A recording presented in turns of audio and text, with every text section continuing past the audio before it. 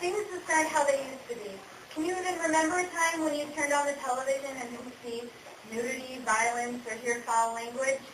Finding television programs suitable for your children to watch can be difficult in today's culture, and I'm here to introduce you to the perfect show for children. Some of you have probably heard of it. That's right, I'm telling you to let your kids watch Star Trek. Is this show appropriate for a younger audience? Does Star Trek actually provide a moral, intellectual workout for young minds? I'll get to that. Through Dave Marinaccio's book entitled All I Really Need to Know I Learned from Watching Star Trek, he reveals a deeper meaning behind the series.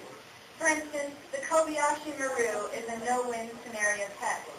Marinaccio states that this teaches you what is really important, and difficult choices expose how we truly feel. He states that not to avoid the unpleasant in life.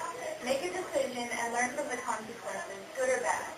Captain Kirk, he teaches us that when faced with a no-win scenario, try something new. Find a way out and don't stop trying. The Enterprise staff doesn't have many worldly possessions. This teaches the observer that possessions are not the way to judge if a life is full. The people don't need to fill their life with things. The people on the Enterprise are content without these. Another idea, great people talk about ideas, average people talk about things, and small people talk about people, or gossip. Of all the 20 opportunities to gossip on Star Trek, no one ever does. There are more interesting and important things to talk about. Through Captain Kirk, the observer learns not to run away from conflict. In every episode, Kirk's method of dealing with things is to meet it straight on. Star Trek also has a deeper political meaning behind its plot. Gene Roddenberry used the Klingons to represent the Russians, since Star Trek was created during the Cold War. Marinaccio states that there has to be evil to define good. If our enemy became our friend, then a new enemy would appear. The famous phrase, "beam me up, Scotty," is a way of saying that the world is beyond my control. Humans are imperfect and therefore need an escape route for the problems they create. Sometimes even Vulcans. Live long and prosper, Spock. I shall do neither. I have killed my captain and my friend.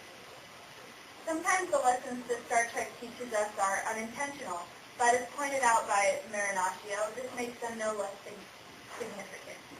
Star Trek continues to be one of the few wholesome, lighthearted shows that haven't been deemed as socially unacceptable. Isn't a short moral lesson about conquering our evil forces healthy every now and again? Why not give your children an academic exercise and leave them to unfold the curious happenings of Star Trek? Why not leave them to go boldly where no man has gone before?